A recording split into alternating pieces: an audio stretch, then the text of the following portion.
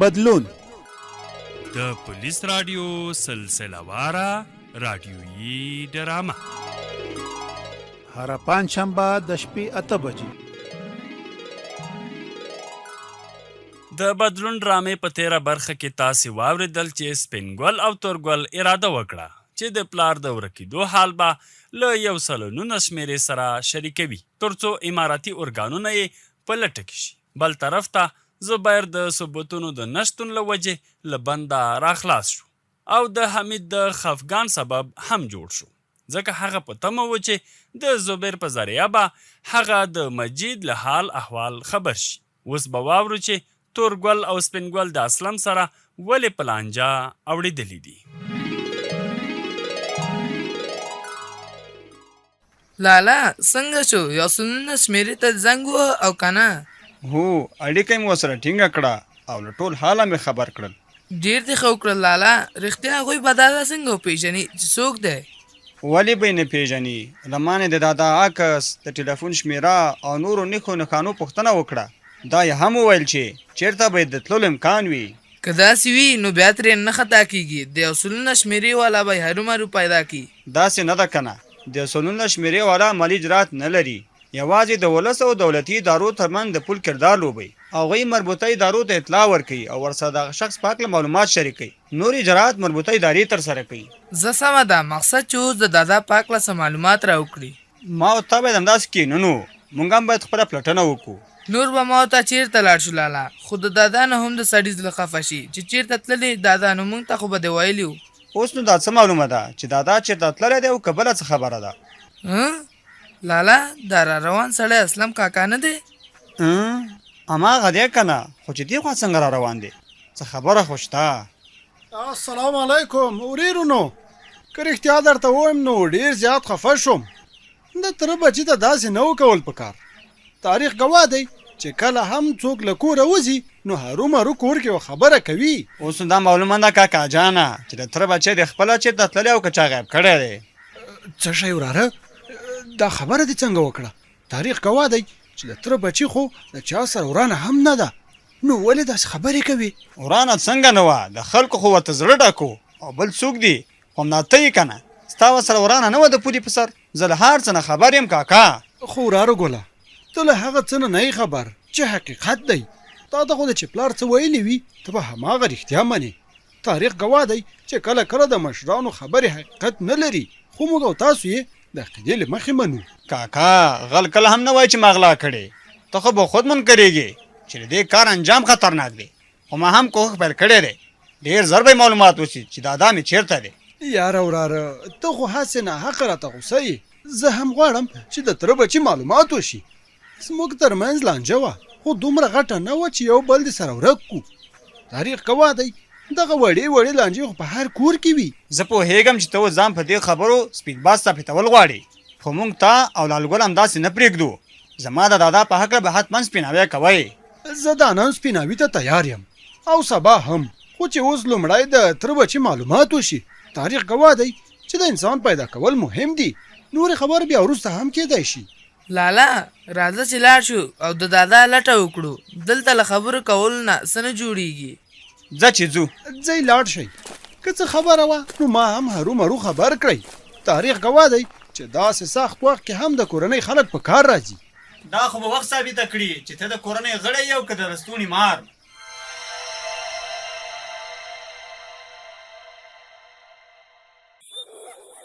ته صبر چې اجمل ته زنګ ووهم او ځان ورسره په خبره پوه کړم چې کلي ته رانه شي چې هغه موبایل مې څه شو. ته صبر. دغه د شمېرې هم پیدا شوه او دا د زنګ هم لاړ. دغه شمېره چې تاسو دایره کړي د سړي نه وتلې ده او یا ګل دی. مهرباني وکړئ وروسته زموږ ونیسئ. چې دا شمېره یې ولې بنده ده؟ ته صبر چې دې بلې شمېرې ته زنګ ووهم.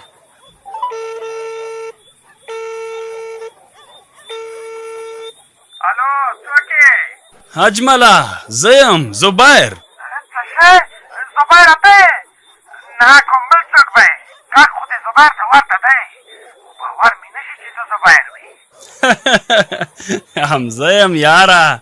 لکه چې باور دې نه شي چې زه له بنده راخلاص شوی یم. بس باور مې وشو چې په خپله ژبه یې ښه وایه که نه چې دا څنګه یې بیولی وې او څنګه ترې خلاص شوې. بس د شک پر بنسټ یې وړی وم او د ثبوت د نشتون په وجه یې راخوشی کړ. خلاص. نو چې اوس په تا یې څنګه شک پیدا شو؟ یاره زه خو وایم چې خامخا به چا شیطاني کړي. زه هم په دې باور یم چې چا شیطاني کړي او دا مې هم باور دی چې سړی بهرنی نه دی، هم زموږ د نږدې خلکو څخه دی. ځکه پولیسو هغه پوښتنې کولې چې یوازې موږ یو څو نفر پرې خبر وو. نو بیا خو معلومه ده چې خانه ده، ځکه دا خبرې یوازې زموږ ترمنځ بل هېڅوک ترې خبر نه وه. زما هم شک پرې راته، خو بیا مې چې فکر وکړ چې تر یوه حده خو هغه هم زموږ سره په دې کارونو کې شریک دی. نو یو څوک لیوني سپي خوړلی چې په ځان باریزه کوي. ته خو وایې، خو زه چې څه خانه یې پېژنم بلکل جامع کار دی. نو د خاني په دې کار کې ګټه څه ده یاره؟ ځکه هغه د پیسو سړی دی او پیسې موږ ورکولې. نو دا خو هم کېدای شي چې مجید دوی کورنۍ ورته پیسې ورکړې وي. که هغوی پیسې ورکړې وي نو بیا خو داسې وګڼه چې هر څه به ورته ووایي. څه ووایم؟ زما لا هم په خاني باور نشي چې ګنې داسې کار به کوي، خو چې ستا دلیلونو ته ګورم نو یو څه شک زما هم پیدا شي. زه هم پلټنه کوم چې زموږ منځ کې شیطان څوک دی. خو رښتیا ما د یوې بلې خبرې لپاره درته زنګ وهلی و. د بلې خبرې لپاره کومه خبره زبیره؟ بله خبره دا ده چې په غلطۍ سره هم کلي ته قدم راکېنږدې، ځکه دلته درته قدم په قدم دام غوړېدلی دی. دا چې راغلی نو نیول شوی به یې او له تا سره به موږ هم د املوکو په تول کې لاړ شو. وای خدای، نو چې دا نه شم زموږ کار به څنګه کېږي؟ په کار باندې په دې وخت کې غټه تیږه کېږده چې مناسب وخت یې راغی بیا به په کار پیل وکړو.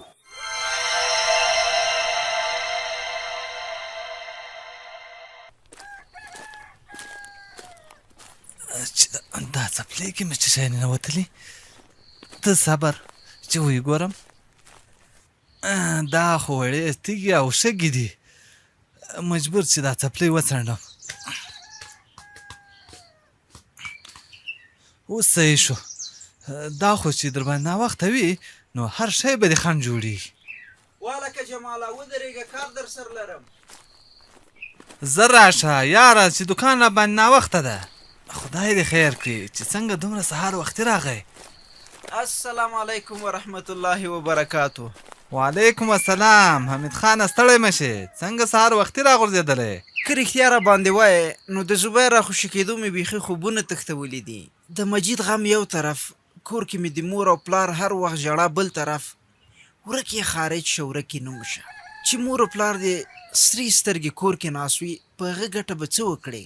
دا خو ده څه وکړو، ځینې کشران مې د خلکو په خبرو غلطېږي او ځان شلا کړي چې نه موږ خارج ته ځو. هلکه خارج کې خو څه سوړندې ډوډۍ نه دي. بس نو مجید د خدای لري یو دم یې ځان په لعنت کړ. ویل چې زما دغه دی اوس نه د مرګ دره کې شته او نه د ژوند. مور او پلار مې علیده ورپسې ځورېږي. ښه اوس دې نو زه څنګه درولی یم؟ یوازې همدا خبرې وې؟ نه، تا سره مې دا کار و چې د زبیر خلاف را سره لاس یو کا، چې په خلاف یې ثبوتونه راټول کړو تر څو بل ځل خطا نه شي. زما در سره خوښه ده، بس در سره یم. خو اوس راته ووایه چې څه به کوو؟ داسې څوک شته چې د زبیر خلاف را سره مرسته وکړي؟ شته خو که مرسته وکړې هله مخکې را سره لاس او پښه وکړل خو سر یې ونه نیولو. ښه ته د خاني خبره کوې؟ هو زه د خاني خبره کوم. همغه سړی دی چې یو څه زبیر دوی ته هم نږدې دی او هم د زبیر دوی دیرې ته راشه درشه لري. زه څه ووایم، خانۍ که هر څومره فایدهمند شي خو ډیری وخت دروغ وایي او د دروغو په وجه مې پرې باور نه راځي. اوس خو بل څوک شته هم نه، همدغه یو سړی دی چې د زبیر دوی سره یې ناسته پاسته لرله چې په ده باور ونه کړو نو په چا باور وکړو؟ لکه چې ستا موبایل ته زنګ دی. هو ما ته زنګ دی چې دومره سهار وختي چا زنګ راووهه، د خیر خبر دی وي. سلام علیکم. وعلیکم سلام. حمید یې؟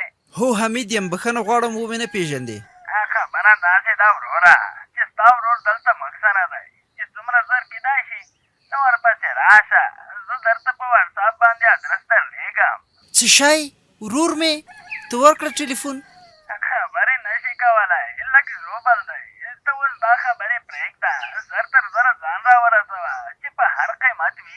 سمه ده بس همدا اوس در روانېږم. زه درنه لاړم جماله، د ورور معلومات مې وشو، خو وایي چې خبرې نشي کولی. داسې معلومیږي چې خاورې مو په سر شوې. خیر دی ته حوصله ساته، بس چې څومره زر کېدای شي روانېږه. رښتیا که پیسو میسو ته دې اړتیا وي چې در یې کړم، له ما سره د سودا څه نغدې شته. ته راکه یو څه ناڅه اړتیا ورته پیدا نشي.